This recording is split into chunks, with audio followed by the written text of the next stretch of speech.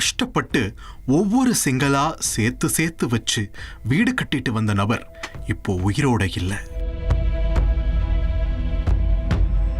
அவர் வீட்டு வாசல்ல கிடந்த செங்கல்ல வச்சு மிக கொடூரமான முறையில அடிச்சு கொலை செய்யப்பட்டிருக்காரு. சம்பவ இடத்துல இருந்து உடலை மீட்ட போலீஸ் அதை பிரேத பரிசோதனைக்காக அனுப்பி வச்சுட்டு விசாரணைகளை இறங்கியிருக்காங்க.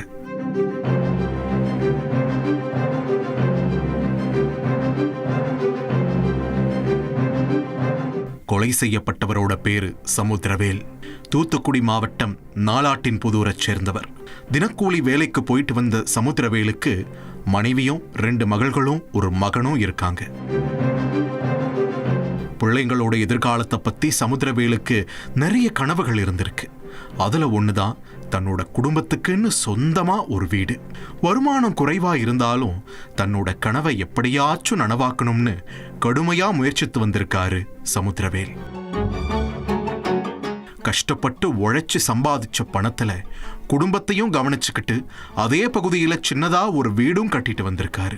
தினமும் வேலை முடிஞ்சதும் தன்னோட வீட்டு வேலைகளையெல்லாம் எப்படி நடக்குதுன்னு பிள்ளைங்களோட பார்க்க போன நேரத்துல சமுத்திரவேலோட வீட்டை சுத்தி எக்கச்சக்கமான காலி மது பாட்டில்கள் கிடந்திருக்கு. இத பார்த்ததும் அந்த இடத்துல பெண் பிள்ளைகளை வச்சுக்கிட்டு எப்படி நிம்மதியா வாழ முடியும்ன்ற சந்தேகம் சமுத்திரவேலுக்குள்ள எழுந்திருக்கு. அது மட்டும் இல்லாம அந்த பகுதியில இன்னும் தெருவிளக்கு கூட பொருத்தப்படாத காரணத்தால அந்த பகுதி சமூக விரோதிகளோட ஹாட் ஸ்பாட்டா மாறி இருக்கு.